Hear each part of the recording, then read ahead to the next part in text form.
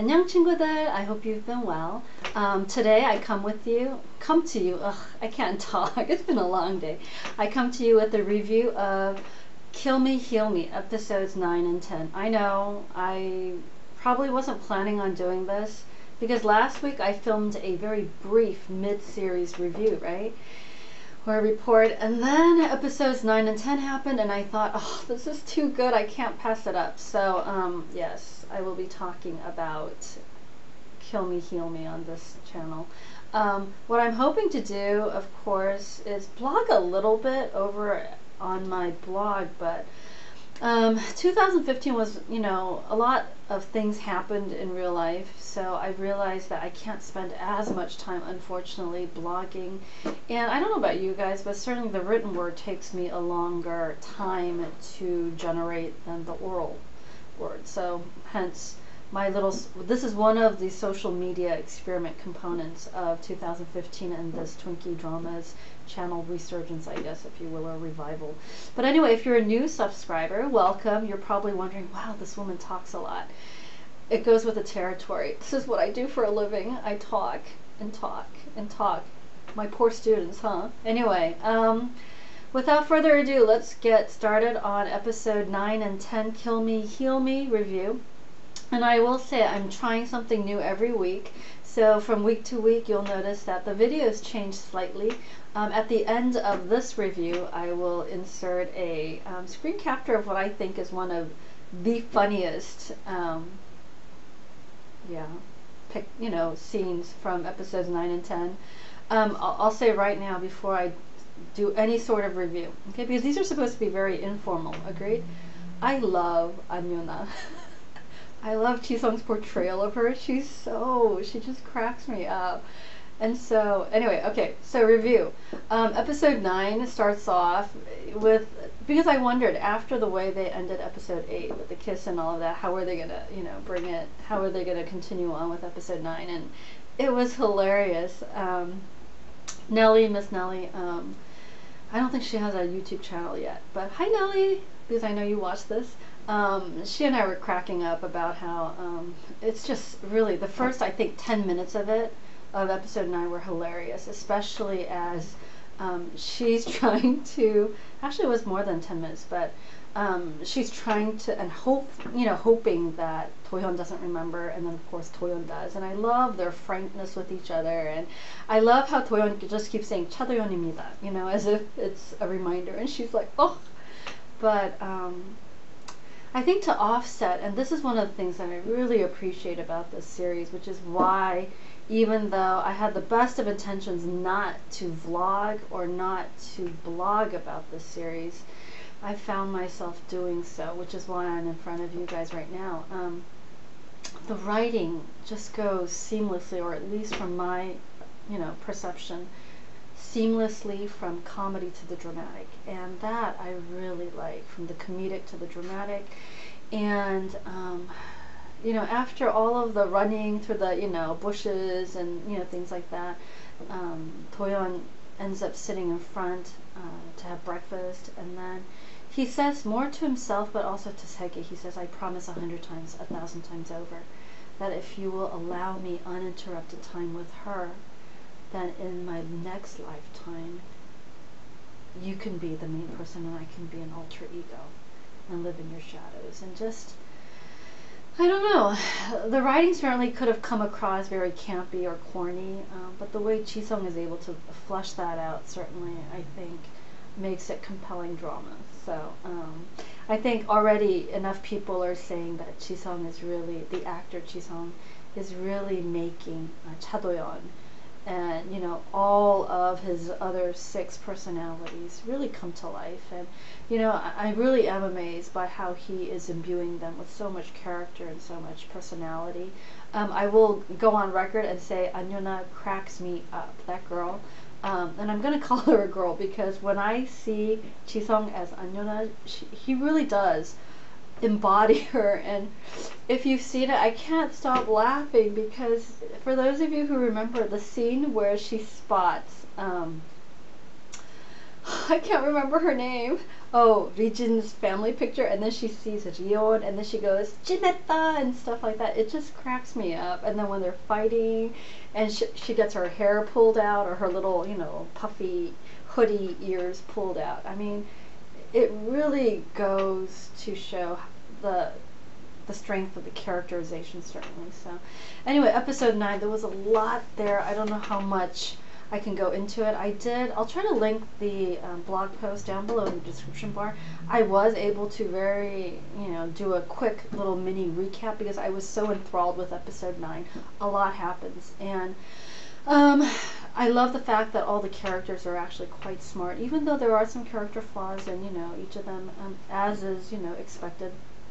But Rion, for all intents and purposes, he has quite a number of the missing pieces, and he's piecing them together, of course. And I love how he meets with Cha Do-hyun separately, and then he gives him exclusive rights to the first Omega, 3 Omega, piece. Did I just say Omega 3? You guys know what I mean, right? Omega's movie rights, and I love how when Rion talks, it's back and forth. He's serious, but at the same time comedic, and he can switch that on and off. And I think that's one of the strengths of this series, is the fact that all of the actors are at the height of, or really good at what they do. I've gone on record and said, I think Park Seo-joon as the actor, is probably one of the strongest actors of his generation, and he's able to fill out Orion really well. And so Orion is, piecing together the mysteries, and he knows when to not reveal things, when to reveal them at, certain times, and, very masterful writer.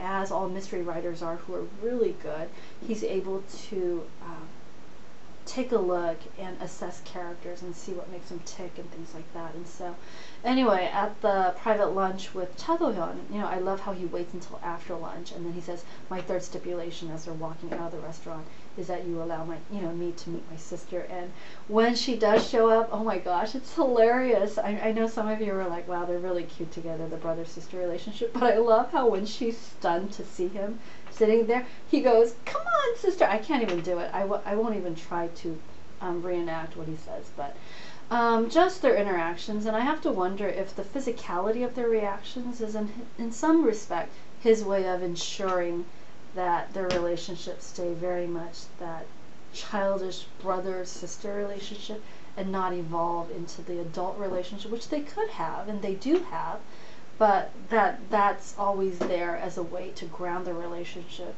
in playfulness instead of, into what could potentially move into his really liking her and revealing that to her. But anyway, so beyond that, though, I think it was in episode 10. And I think episode 10 is just, it's really all about Segi, and you see definitely what Do-hyun could be once Segi and Do-hyun, kind of become this merged character. But Segi is definitely the alpha male, and I love the graphics with the little hearts and things like that. But he does bring a new dimension, new dynamics, and I love the fact that Segi, the possessor of the childhood memory from when Do-hyun was 7 and 8, is able to really push a lot of buttons and really put people on the toes.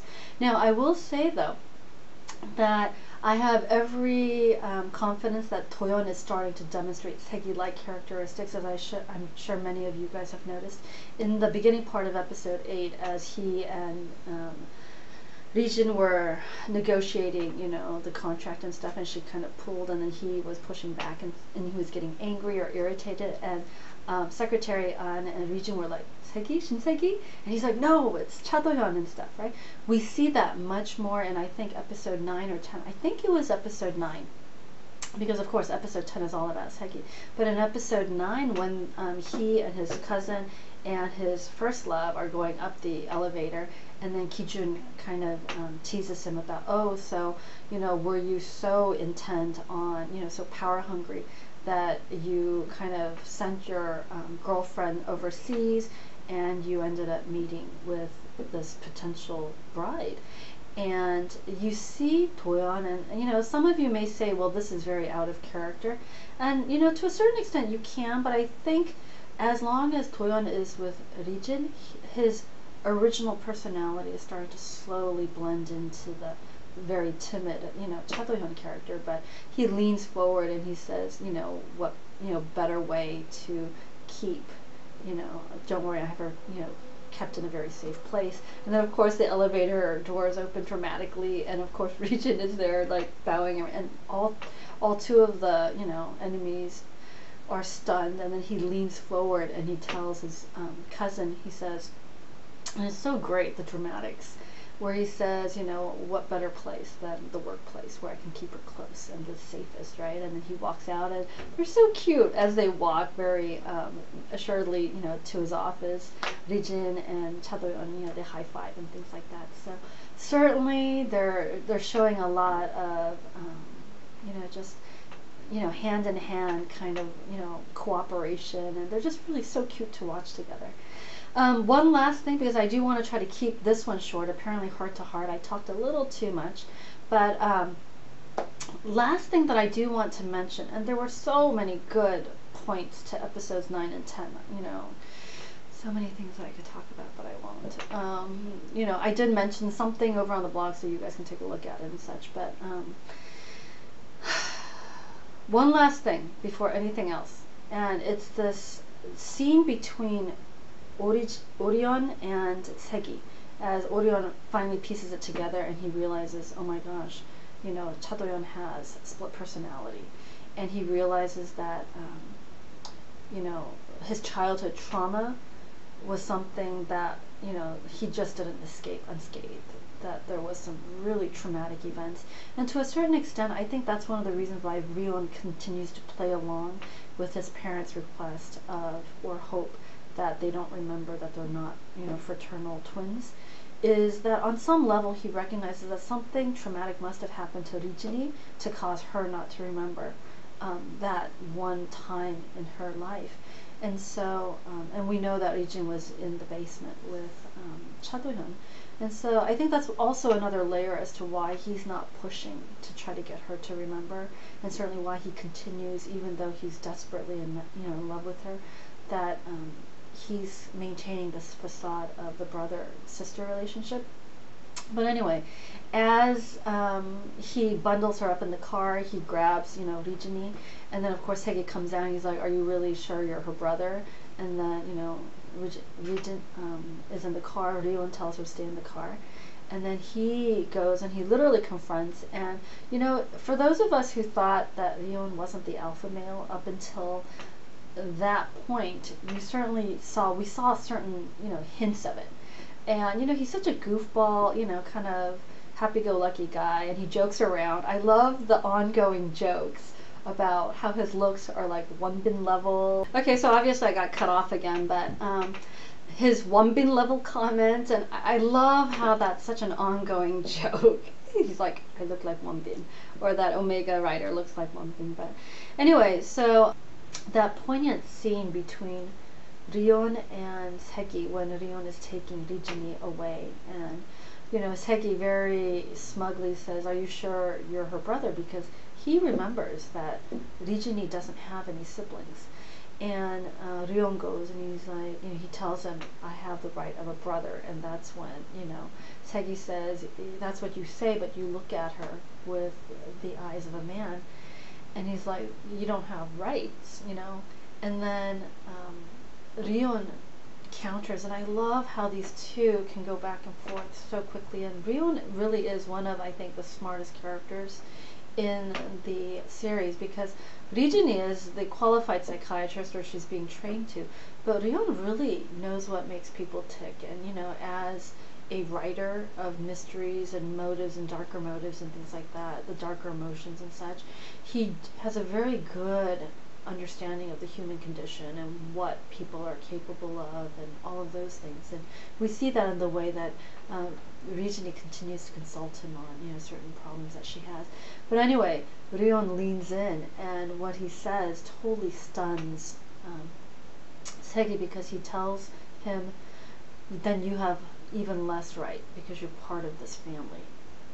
And the implication, of course, is on some level, you could say, well, on the surface level, to anyone's ears, he could be saying, well, you're a Chaebol family and she's nothing, so your family's going to have, issues with you even wanting to get together with a commoner. Because you have to remember, I don't know if this was made clear, but in Korean culture, apparently there's something called royal family. And, of course, Korea no longer has a royal family, but the Chaebol families, especially the really high ones, Hyundai, Samsung, and stuff like that, they're considered the royal family of Korean society. I know it's weird. When I first heard it, I was like, what? But yeah, one of my little brothers very, quickly informed me of that situation. But anyway, so Segi is like stunned, and I think it goes beyond that certainly, because Segi knows exactly how much his family has taken away from Lee Jin-hee, and so that's what ultimately freezes him, because he realizes, yeah, as much as he likes her or loves her, there is that to contend with. And I think that going into episode 11 is going to bring new layers, certainly, to the story. And when Toyeon does eventually reemerge, I think it's going to definitely be with a stronger personality, because we've seen Toyeon slowly but surely morph or incorporate more Segi-like characteristics into himself. And I love how he keeps saying, 차도현입니다, 차도현입니다, as if he's like trying to reassert that he has those emotions too, although he tamps down some of the irritation and the bad, negative, emotions. One last thing, and that'll be it for the review. Lee Jin-hee has a suspicion that she is part of his past. She doesn't know to what extent, and she keeps pressing the question to Segi. In the memories that you have, because you are the only one who possesses these memories, am I there? Because she doesn't remember. She's effectively blocked it out, right? And she keeps asking, am I there? And Segi just looks at her in silence, and he doesn't say anything. So definitely episode 11, 12 is going to be good. I hope you're with me until then. I'm going to try to come with weekly reviews, shorter rather than longer next time. But anyway, take care. I hope you like it, and stay tuned for the screen capture that I insert into this episode, or this review. Alright, bye. 다음 주 보자.